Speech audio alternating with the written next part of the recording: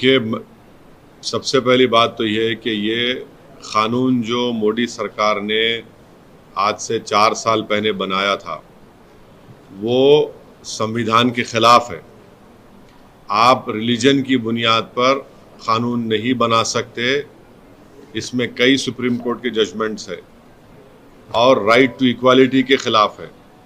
आप कैसे हर रिलीजन को आप उसकी इजाज़त दे रहे हैं उनको, और आप जो रिलीजन जिनका इस्लाम है उनको आप नहीं दे रहे, वो एक पॉइंट है। दूसरा ये है कि मैंने उस वक्त पार्लियामेंट में कहा था कि इसी तरह का एक क़ानून वाइट साउथ अफ्रीका ने बनाया था, तो महात्मा गांधी ने उस क़ानून को फाड़ दिया था। मैंने भी पार्लियामेंट में इस CAA के उस बिल को फाड़ा था। तीसरी बात यह है कि अब 4 साल के बाद ये सरकार रूल्स बना रही है। मैं देश को ये बताना चाह रहा हूँ कि मैंने नहीं, मौजूदा अभी प्रेजेंट होम मिनिस्टर ने पार्लियामेंट में कहा था मेरा नाम लेकर कि OICG NPR भी आएगा, NRC भी आएगा। कई टीवी के इंटरव्यूज में उन्होंने बात कही थी। तो हम ये बताना चाह रहे हैं कि CAA एक्ट को सिर्फ आप CAA से मत देखिए, इसको आपको NPR से और NRC से जोड़कर देखना पड़ेगा। और जब वो होगा तो जाहिर है उसमें सबसे ज़्यादा निशाना बनेंगे मुसलमान, दलित, आदिवासी और गरीब लोग। पांचवी बात यह है कि अब आसाम में सुप्रीम कोर्ट मॉनिटर्ड एक NRC हुआ, 19 लाख लोगों के नाम नहीं आए, जिसमें से लगभग 10 से 12 लाख हमारे हिंदू भाई बहनों के नाम नहीं आए। उनको अब हेमंत बिस्वा शर्मा ये बोल रहे हैं कि CAA क़ानून जब इम्प्लीमेंट होगा तो उन सबको सिटीजनशिप मिल जाएगी, क्योंकि उनका रिलीजन उसमें इंक्लूड हो गया। अब उसमें 1 लाख से 1.5 लाख या 2 लाख करीब जो मुसलमान नाम है, उनको इसका फायदा नहीं मिलेगा। ये बताइए, ये नाइंसाफी नहीं है तो क्या है? हेमंत बिस्वा शर्मा ने कहा, बीजेपी के नेताओं ने कहा कि 19 लाख में जो 10 से 12 लाख जो हिंदू भाई बहन के नाम नहीं आए, उनको मिल जाएगा, पूरा सिटीजनशिप मिल जाएगी उनको। अब आप बताइए, नाइंसाफी नहीं है तो क्या है? छठी बात यह है कि भारत में सिर्फ 5% लोगों के पास पासपोर्ट है। ओनली 5% लोगों के पास पासपोर्ट है, रिमेनिंग लोगों ने पासपोर्ट नहीं है। और फिर आधार कार्ड आप देख लिए, प्रूफ ऑफ सिटीजनशिप नहीं है, उसमें खुद लिखा हुआ आधार कार्ड में। भारत में बर्थ रजिस्ट्रेशन 1959 तक मैंडेटरी नहीं था।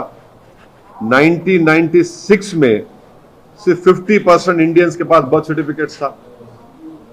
तो जब NRC होगा, NPR होगा, तो उसमें बायोमेट्रिक एक्सरसाइज होंगी उसमें, और लोकल रजिस्ट्रार में लिस्ट लगाई जाएगी प्रमोद साहब की, असद साहब की। अब प्रसाद साहब जाके बोल सकेंगे नहीं, असद साहब के डाउटफुल है, मैं डाउटफुल बन जाऊंगा। अब मुझे प्रूफ करना पड़ेगा। अब मैं मेरे दादा का बर्थ सर्टिफिकेट लेकर आऊं, क्योंकि मेरा रिलीजन इस्लाम है, अब मैं फिरते रहूं तो फायदा किसका होगा? रद्दी वाले का ही फायदा होगा ना। तो ये इसीलिए ये एक्सरसाइज ये जो लॉ है, ये रिलीजन की बुनियाद पर बनाया गया, ये डिस्क्रिमिनेटरी है, अनकॉन्स्टिट्यूशनल है। और ये बोलना कि जो हमारे हिंदू और सिख भाई या क्रिश्चियन भाई जो पाकिस्तान में, अफगानिस्तान में, बांग्लादेश में रह रहे हैं, उनको सिटीजनशिप नहीं दे सकते, झूठ है ये। हमेशा सरकार के पास इख्तियार था, एग्जीक्यूटिव ऑर्डर से आप दे सकते थे। और आखिरी बात, नरेंद्र मोदी और बीजेपी को ये क्यों भूल गए कि कितने लाखों लोग कश्मीरी पंडित मुल्क से बाहर हैं, जो मुल्क से कश्मीर से बाहर है, उनको आप क्या कर रहे हैं? उनको आप क्या कर रहे हैं? भूल गए आप कश्मीरी पंडितों को? कम से कम 5 लाख कश्मीर के बाहर हैं, लेकर जाइए ना कश्मीर में उनको। इंग्लैंड में इंडियन जो वहां के इंडियंस यहां पर वहां चले गए, जो इलीगल, उनको वापस लेकर आइए। ग्रेट ब्रिटेन बोल रहा है कि लेकर आइए वापस, सरकार बोलती है हम नहीं लेकर आएंगे। तो ये गलत है, डिस्क्रिमिनेटरी है, अनकॉन्स्टिट्यूशनल है।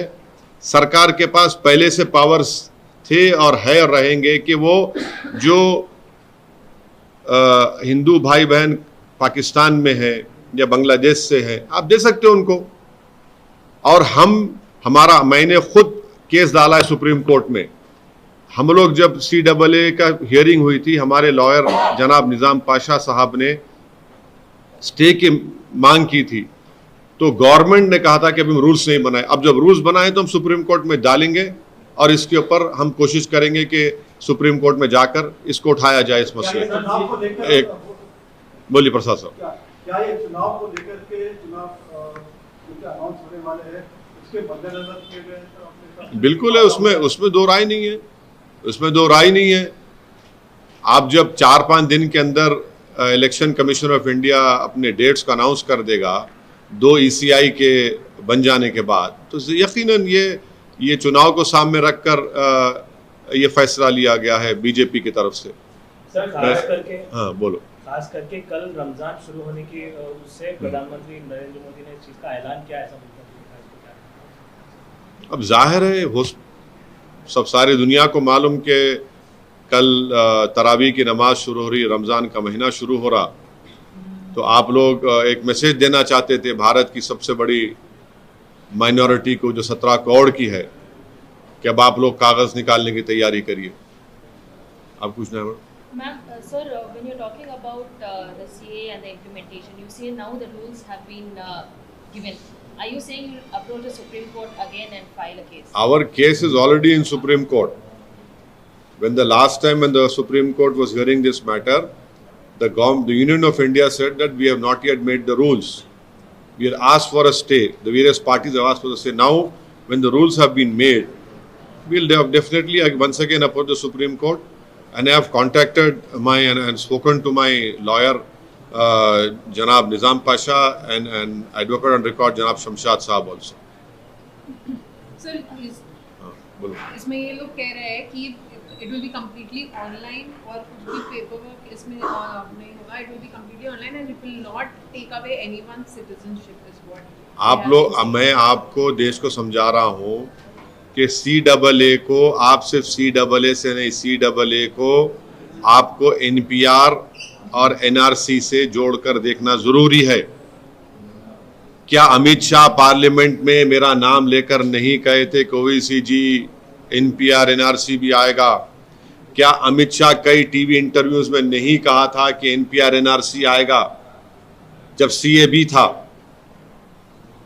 बाद में CAA हुआ, एक्ट हो गया, वो जब CAB बिल था, जब उनका ऑन रिकॉर्ड इंटरव्यू है पार्लियामेंट में, उन्होंने कहा है। तो ये सब एक धुआं है और ये कोशिश कर रहे हैं कि असल इनका मकसद क्या है कि देश में NPR हो, NRC हो।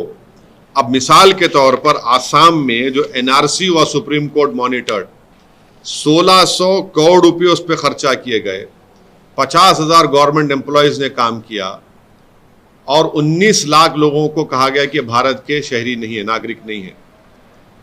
अब मैं फिर से कह रहा हूं कि उसमें 10 से 12 लाख हमारे हिंदू भाई बहन के नाम नहीं आए। वहां के मुख्यमंत्री ये कह चुके हैं कि उन 10-12 लाख हिंदू भाइयों बहनों को बगैर डॉक्यूमेंट के CAA के तहत उनको सिटीजनशिप मिल जाएगी। अब जो 1 से 1.5 लाख जिन मुसलमानों के जहां नाम नहीं आए, वो तो एक्ट में नहीं आएंगे CAA में, उनको तो फॉरेनर्स ट्रिब्यूनल जाना पड़ेगा। ये कौन सा इंसाफ है, बताओ मेरे को आप। यही तो हम कह रहे हैं कि जो आसाम में आपने सुप्रीम कोर्ट मॉनिटर कर लिया है, उसको आप देश में करना चाहते हैं। जिस देश में सिर्फ 5% लोगों के पास पासपोर्ट है, इस देश में बर्थ सर्टिफिकेट का कानून 1959 तक नहीं था। 1996 में सरकार ने कहा कि सिर्फ 50% इंडियंस के पास बर्थ सर्टिफिकेट है। ये फ्यूचर में सब तमाशे करना चाहते हैं। अगर मेरे ही देश में मैं स्टेटलेस बन जाऊंगा महज इस बुनियाद पर कि मेरे दादा का बर्थ सर्टिफिकेट मेरे पास नहीं है, तो फिर क्या मैसेज दे रहे हैं आप? आपका यही मकसद है। और बुनियादी फंडामेंटल बात यह है कि आप मजहब की बुनियाद पर कानून नहीं बना सकते। और हम पूछ रहे हैं कश्मीरी पंडित जो 5 लाख बाहर है कश्मीर, उनका बारे में कौन बात करेगा? सर कुछ सियासी खड़ा है जो ये कह रहा है कि इससे आम आदमी का कुछ खास तौर से लेना देना नहीं है। आप जैसे खास तौर से आपका नाम लेके कि वैसी जैसे लोग सियासी लोग हैं अपनी राजनीतिक खुफिया से। मैं क्या साइंटिस्ट नजर आ रहा हूं उनको? मैं क्या मोदी जी की तरह कोई फिलोसोफर हूं जो हर महीने में एक मर्तबा ज्ञान देते रहते हैं? फैक्ट है ना। आसाम में आपने किया, झूठ है क्या मैं जो बोल रहा हूं? आसाम में आपने किया क्या? अमित शाह ने पार्लियामेंट में नहीं कहा था कि देश में एनआरसी एनपीआर होगा? झूठ है वो। जब वो होगा तो क्या होगा बताइए? जब वो होगा तो बायोमेट्रिक डेटा लेंगे आप, लोकल रजिस्ट्रार में लिस्ट लगाई जाएगी, कोई भी जाकर ऑब्जेक्शन करेगा कि नहीं ये भारत का नागरिक नहीं है, अब सिलसिला शुरू, उसके बाद डाउटफुल सिटीजन मैं हो जाऊंगा। नहीं, उन लोगों का कहना है कि वैसी साथ भी चले तो रोहिंग्या और बांग्लादेशियों को नागरिक बनवा दें। मेरी बात चले तो मेरी बात चलेगी ना तो 5 लाख कश्मीरी पंडित को लेकर जाऊंगा मैं, जो 10 साल में आपने नहीं किया। 10 साल में आपने नहीं किया वो 5 लाख कश्मीरी पंडितों को। वो कौन सा रिलीजन है उनका? हिंदू नहीं है वो, भूल गए बीजेपी उनको। देश में ही अच्छा मेरा बस चले तो मैं पूछूंगा बर्तानिया से, भिजा दो भाई वो 10,000 इंडियंस को जो आप लोग रोक के रखे हैं। आप लेने तैयार नहीं है उनको।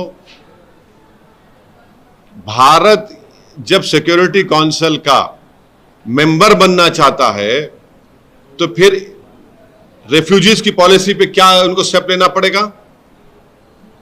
बोलिए हमको। असदुद्दीन ओवैसी को आप दिखाते रहिए, कोई बात नहीं, मगर आप भी तो सिक्योरिटी, हम तो चाहते हैं सिक्योरिटी काउंसिल मेंबर बने। जब आप सिक्योरिटी काउंसिल के मेंबर बनेंगे तो ये सब करना नहीं पड़ेगा आपको। किसको बेवकूफ बना रहे हैं? सर इसके पहले सीएम को लेकर के बड़ा बवाल हुआ था 2019 में, राइट्स हुए थे, कई लोग मारे गए थे। तो अब क्या आपको अंदेशा है कि इस प्रकार का जो है अनरेस्ट रहेगा? हैदराबाद की आवाम इस पार्लियामेंट के इलेक्शन में इस कानून के खिलाफ वोट देगी, बीजेपी को हराएगी। देखना आप, सीमांचल की जनता किशनगंज में CAA के कानून के खिलाफ अख्तरुल ईमान को वोट देगी और हराएगी। आप देखना ये। CAA के सबसे बड़े पैरोकार और सूत्रधार आज आपके शहर में हैं, आपको कुछ कहना है? मैं जो कह रहा हूं उन तक सुनाई देगा, आप लोग पहुंचा देंगे उनको मालूम भी हो जाएगा।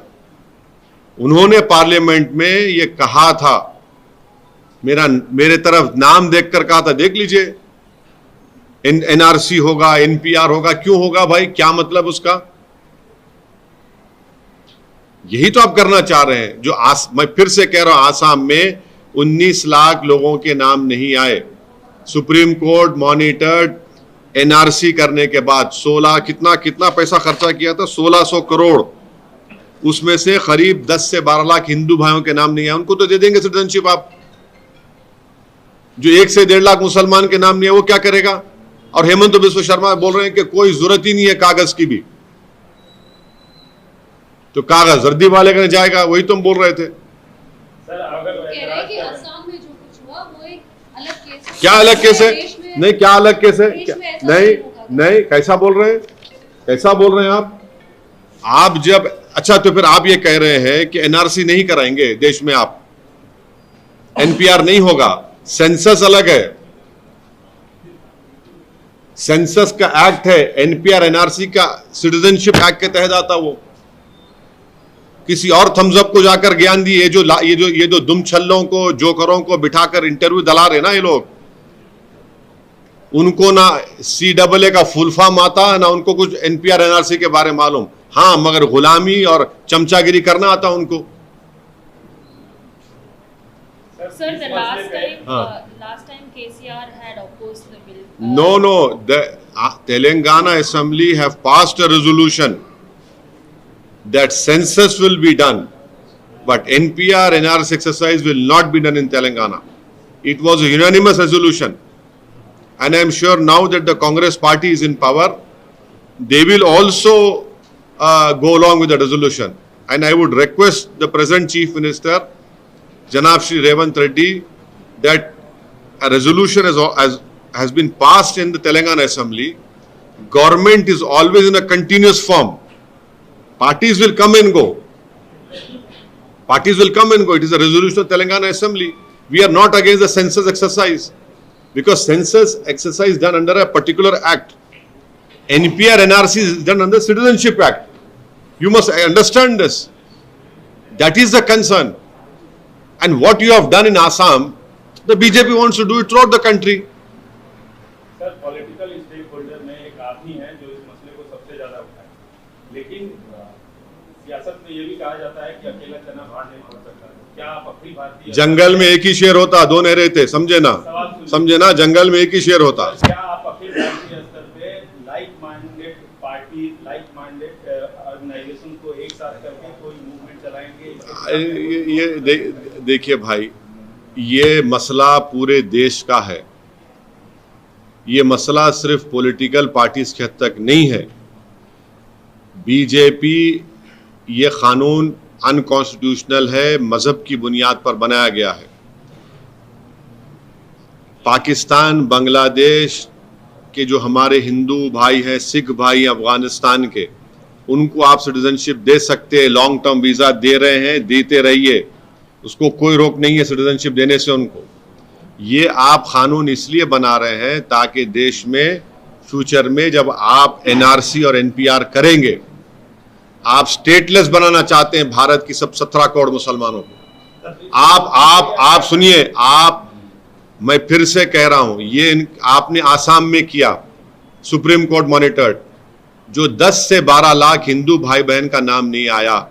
क्या बीजेपी उनको सिटीजनशिप देगी? नहीं देगी।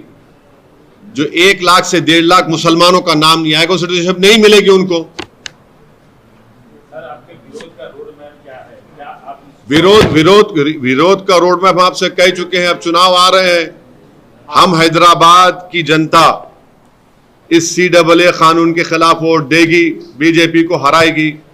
क्या पोलराइज कर रहे हैं? कानून अरे भाई साहब, मैं आपको बोल रहा हूं, इसमें पोलराइज कौन कर रहे हैं? पोलराइज तो बीजेपी कर रही है। 4 साल से आप नहीं किए। चुनाव जैसे आ गया, नरेंद्र मोदी को ख्याल आ गया कि भैया अब रोटी सेकने का टाइम आ गया, अब चलो गर्म करते हैं मामले को। एक मिनट, सुमित सर, आप बोल रहे हैं कि स्टेटलेस बना देंगे मुसलमानों को आगे जाकर बोलकर, मगर अमित शाह ऑन रिकॉर्ड ये कहते हैं कि किसी मुसलमान का सिटीजनशिप इसमें नहीं जाएगा। देखिए, तो सुनिए, ये CAA को आपको NRC NPR से देखकर पढ़ना पड़ेगा, नंबर 1। सेकेंडली, ये आप रिलीजन की बुनियाद पर बनाए, जो भारत के संविधान के खिलाफ है, राइट टू इक्वालिटी के खिलाफ है। ये वो रीजनेबल टेस्ट को भी पास नहीं करता ये। और आसाम में जो 10 से 12 लाख हिंदू भाई बहन के नाम नहीं आए, अमित शाह उनको सिटीजनशिप देंगे? नहीं देंगे। बोलेंगे हम बराबर देंगे। वो 1.5 लाख मुसलमान का क्या करेंगे फिर आप? वही जब सुप्रीम कोर्ट मॉनिटर्ड आपके वहां पर एक्सरसाइज हुआ NRC का आसाम में, वो पूरे देश भर में कराना चाहेंगे। क्या अमित शाह ने नहीं कहा पार्लियामेंट में खड़े होकर इस सरकार की तरफ से?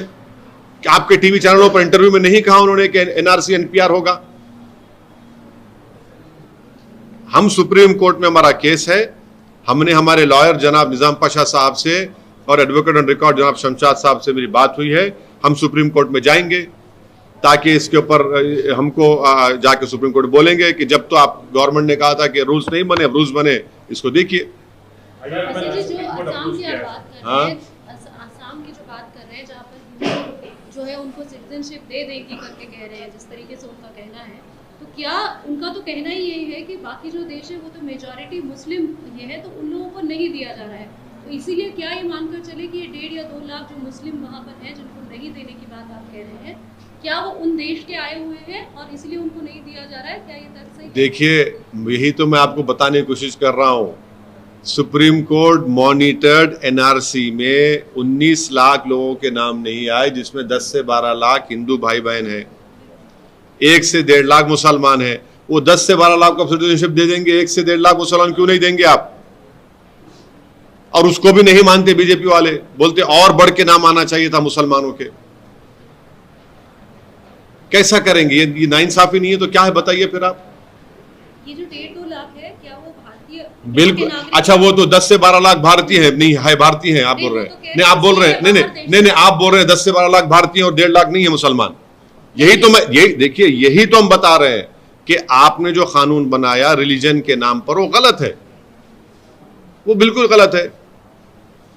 सर आप सुदूर स्टेट में जाके चुनाव लड़ते हैं, बिहार में, गुजरात में, उत्तर प्रदेश में। हाँ, आपके पड़ोसी राज्य आंध्र प्रदेश में चुनाव है, क्या उसमें पड़ोसी राज्य चुनाव है? आंध्र प्रदेश में चुनाव जो होने वाले हैं, विधानसभा के भी होने वाले हैं, लोकसभा के, हाँ, क्या वहाँ चुनाव लड़ेंगे? नहीं अभी कोई फैसला नहीं हुआ। जगन तो हमारा दोस्त है और रहेगा।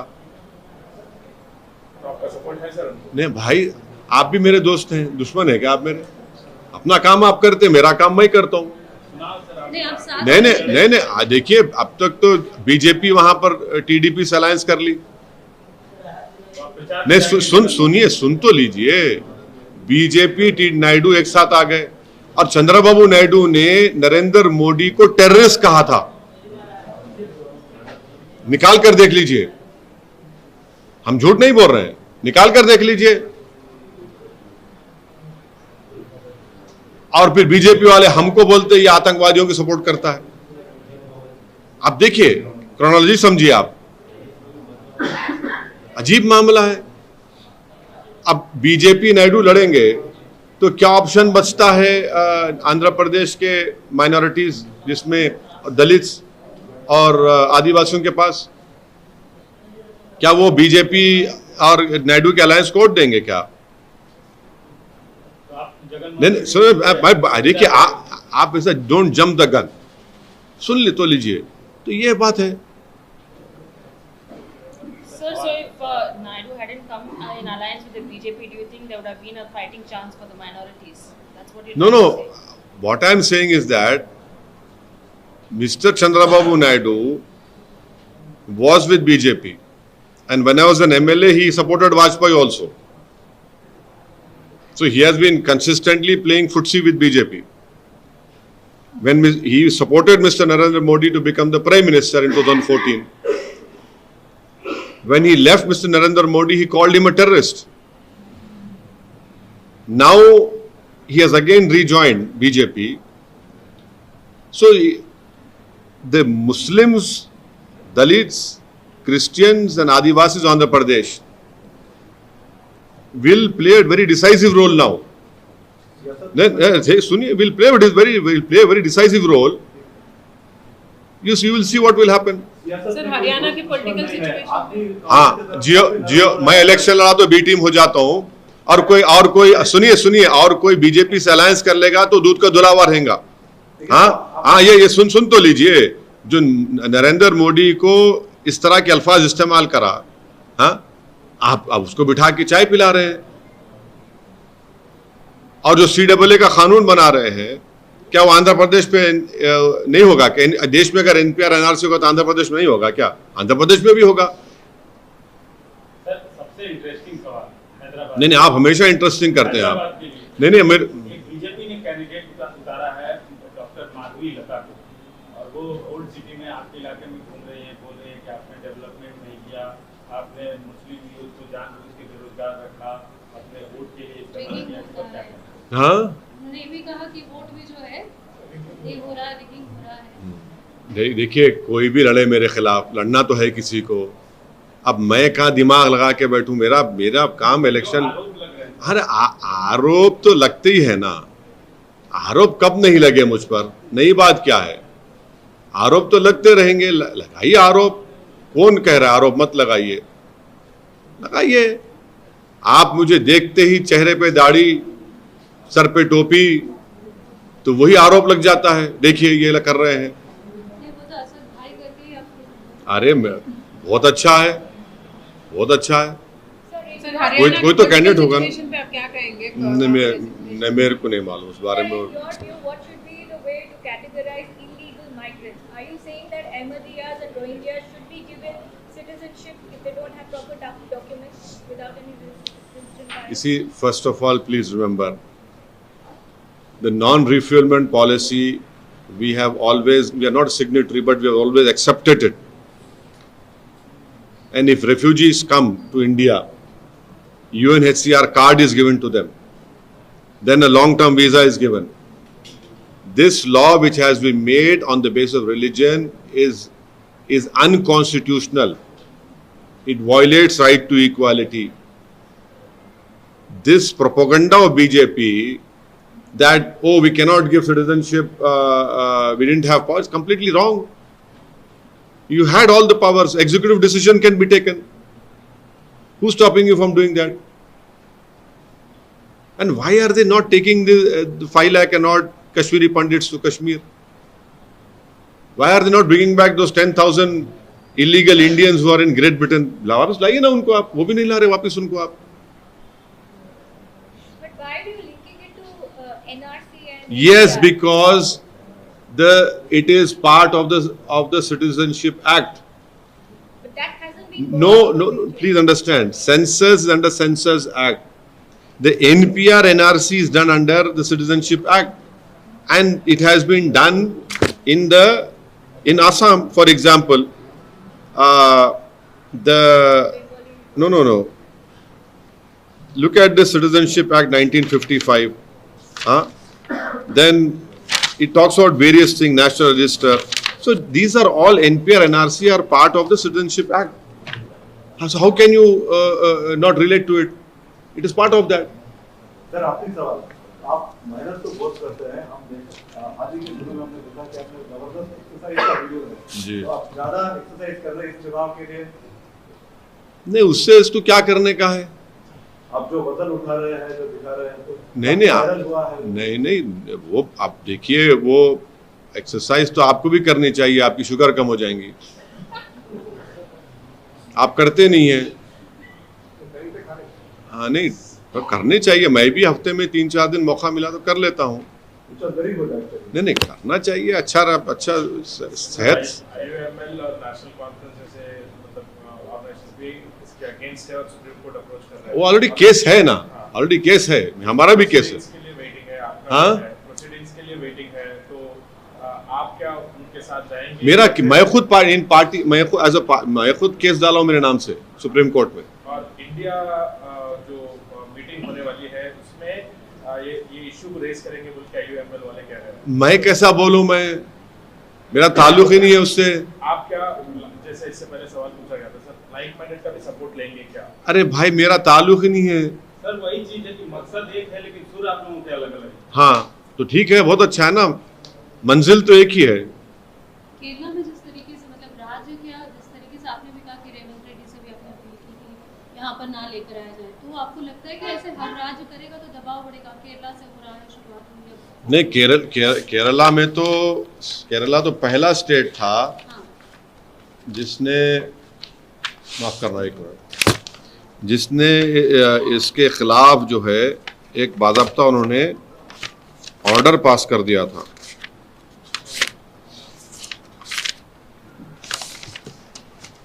केरला के ने 2019 में उसमें ऑर्डर पास किया था जिसमें उन्होंने कहा कि considering that the apprehensions among the general public about the conduct of NPR related activities leads to NRC. In the wake of Citizenship Amendment Act 2019, the state government orders to stay all the activities connected with the updation of NPR in the state forthwith. This was the more or less the same resolution was also passed in Telangana Assembly. And my request to the present Chief Minister is that, because government is always in a continuous form, parties will change based on the mandate of people have given. Now, resolution of the Assembly is already been passed in Telangana. We hope that the present Chief Minister will also ensure that NPR and NRC will not be done in Telangana. Census has to be done, but NPR and NRC will not be done because the resolution has been passed. And even the Congress party as a party at that time, when KCR was CM, that supported this resolution. मेरा सवाल ये था कि क्या इस तरह से राज्य, अलग-अलग राज्य जो NDA से नहीं जुड़े हैं, क्या वहाँ के अगर जो भी CM है या फिर सरकारें ऐसे करेंगे कि दबाव बढ़ेगा? आपको लग रहा है कि CA के खिलाफ अपनी आवाज़ उठाएंगे तो? करे तो बहुत अच्छा है.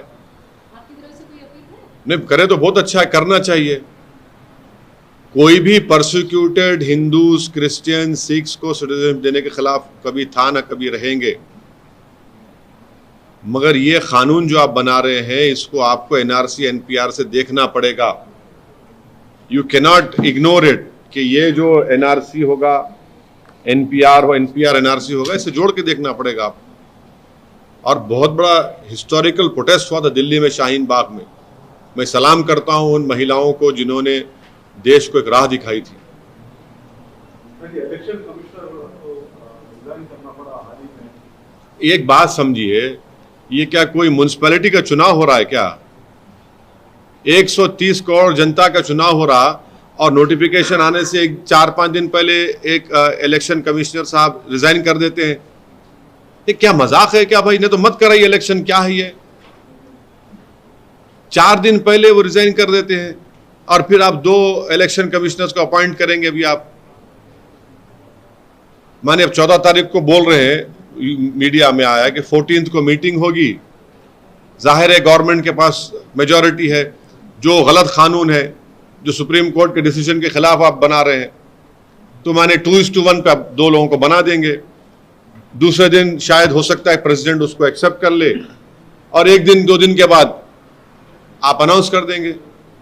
कैसे क्या है ये तो काफी अजीब है। सर पिछले हफ्ते प्रधानमंत्री जी यहाँ पे थे तेलंगाना में और कई सारी जगह भी वो मतलब विजिट कर रहे हैं और इस बार 400 पार बोल रहे हैं और 370 is the target is what they are claiming. So मतलब हो चुके हैं कि इलेक्शन से पहले ये लेके आया गया था गर्म करने के लिए, तो मगर वो तो कह रहे हैं कि हम डेवलपमेंट पे जा रहे हैं, 11 लाख करोड़ इंफ्रास्ट्रक्चर के लिए हम एलोकेट किए हैं और दे भी रहे हैं स्टेट्स। एक बात सुनिए, हम प्रधानमंत्री क्या बोलते, हम दूसरी बड़ी इकोनॉमी बन जाएंगे बोलते ना, क्या तीसरी बड़ी बन जाएंगे। पर कैपिटा इनकम में हमारा पोजीशन कितना है? 152 पर कैपिटा इनकम में। भाई 50 पे तो ला लीजिए आप, तीसरी बड़ी इकोनॉमी बन जाएंगे। अरे भाई पर कैपिटा इनकम में 150 पे नंबर पे हम लोग। बेरोजगारी आप जैसे नौजवानों का मुखद्दर बन चुका है। इन्फ्लेशन देख लीजिए, कीमतों को देख लीजिए, तनख्वाहें कम हो रही हैं। इस पर कौन बात करेगा? इस पर क्या उन्होंने क्या बताइए बीजेपी ने? सर गृह मंत्री अमित शाह ने आपके अभी शहर हैदराबाद में भाषण दिया है, बोला है कि 3 पार्टियों एक ही हैं और कांग्रेस और बीआरएस मजलिस का एजेंडा बुलंद कर रही है। कांग्रेस और बीआरएस मजलिस का एजेंडा चला रही है। मेरा एजेंडा चला रही है। मेरा एजेंडा क्या है? मेरा एजेंडा ये है कि तीसरी मर्तबा देश के प्रधानमंत्री नरेंद्र मोदी ना बने। मेरा एजेंडा ये है कि CAA कानून के खिलाफ हमने बिल को फाड़ा, ये संविधान के खिलाफ है। मेरा एजेंडा ये है कि देश में मेजॉरिटेरियन पॉलिटिक्स ना चले। मेरा एजेंडा ये है कि देश में भाईचारगी रहे, बीजेपी उसके खिलाफ है। मेरा एजेंडा ये है कि देश में किसी का नाम की बुनियाद पर घर ना तोड़ा जाए, ना उसको गोली मारी जाए। ये मेरा एजेंडा है। और चंद्रबाबू नायडू क्या हो गए उनके लिए?